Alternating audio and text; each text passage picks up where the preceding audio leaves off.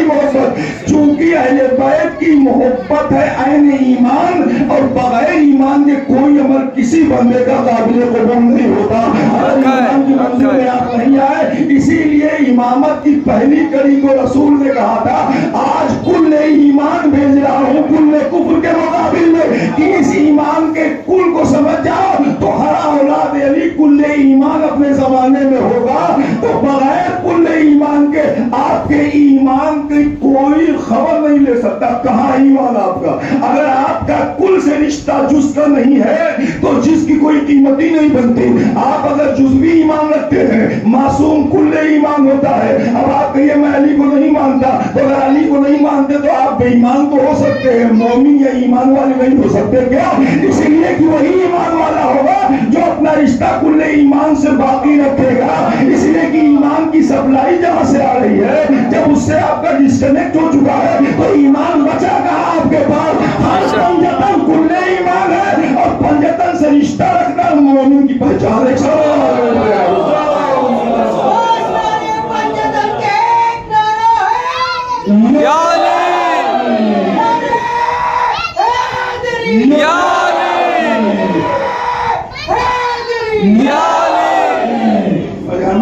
اسی لیے آپ جانتے ہیں کہ میں تنقید کرنا مقصد نہیں رہتا کبھی ہمارا کسی سلسلے میں.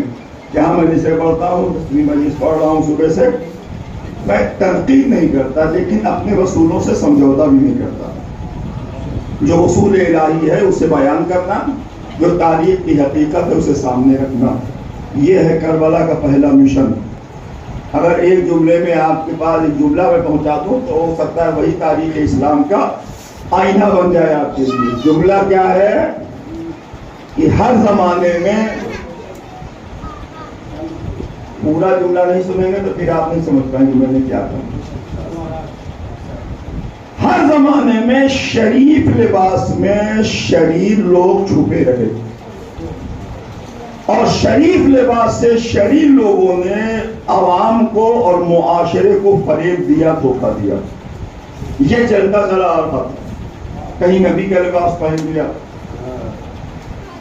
کہیں وہ لباس پہن لیا جو پہن کر دوسرے کے بیچ میں جائے تو معتبر لگے, لیکن اندر سے شرارت بھری ہوئی تھی. جو شرارت کو شریف لباس سے چھپائے ہوئے تھا اسی کو بے نقاب کرنے والے ہیرو کو حسین کہتے ہیں. آپ کی ذمہ داری ہے, اب آپ کی ذمہ داری ہے کہ حسین نے بے نقاب کر کے بتا دیا کہ یہ خلیفۃ المسلمین. اور یہ بھی یاد رکھیے, آج نبی میں 2-3 سال پہلے ایک انجینئر نے کہا تھا, مسلمان انجینئر, محرم میں آ کر, یا مرزا یہ بتائیے کہ یزید مسلمان تھا؟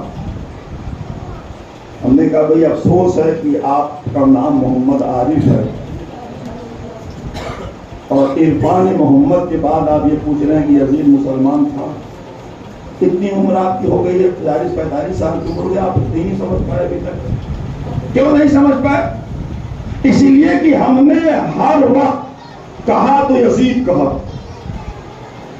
صرف یزید کہنا کافی نہیں ہے تو دنیا نہیں سمجھے گی کہ مسلمان ہے کہ غیر مسلم ہے.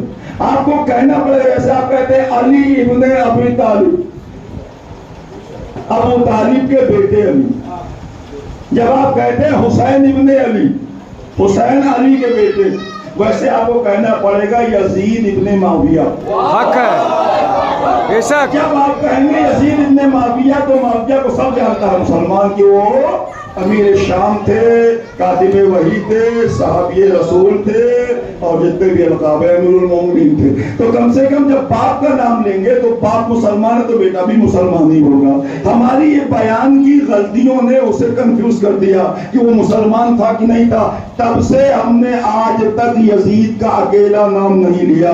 جب لیا تو کہا یزید ابن معاویہ ابن ابو سفیان, جس سے دنیا جان جائے کہ وہ خبیث شجرہ کون سا ہے جس سے نکل کر دین خدا کے دشمن تاریخ کے حوالے ہوئے, اور وہ پاکیزہ شجرہ کون سا ہے جو ابو طالب کی پاکیزگی سے علی سے گزر کر حسین کی بارگاہ میں آ کر کربلا کو سجانے آ گیا. اس کا مطلب ہے کہ جب شجرہ خبیثہ اور شجرہ طیبہ جب دونوں آمنے سامنے رکھیں گے تو قرآن کا لہجہ سمجھ میں آ جائے گا.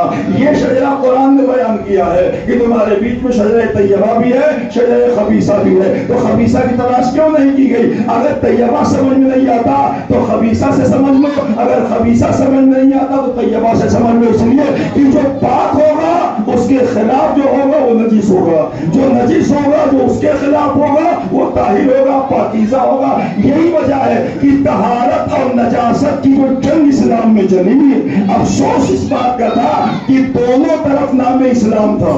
اس لیے لوگوں نے کہا کیا کریں, وہ بھی اسلام یہ بھی اسلام. لیکن ہمارے عقیدے میں رہنے والے لوگ کبھی اس میں سمجھوتا نہیں کرتے. اس لیے نہیں کرتے کہ ہم جانتے ہیں کہ نبی نے کہا ہے علی حق ہے, حق ہے بے شک. نہ کسی مولوی نے نہ کہا, نہ کسی شاعر نے کہا, نہ کسی مصنف نے, نہ کسی عالم نے, نہ کسی حافظ نے, نبی نے کہا. اور جب نبی کہتے ہیں تو وہ حجت خدا ہوتا ہے, وہ پیغام الہی پہنچانے والا ہوتا. اگر نبی نے کہا کہ یہ کل ایمان ہے اور یہ حق کے پیکر ہے, حق ان کے ساتھ ہے, یہ حق کے ساتھ ہے, تو اگر نبی نے کہا علی کے ساتھ حق ہے, حق علی کے ساتھ ہے, تو اب آپ بتائیے آپ کو سوچنے میں دشواری کیوں ہو گئی کہ علی کے مقابل میں جو آیا وہ کیا ہوگا؟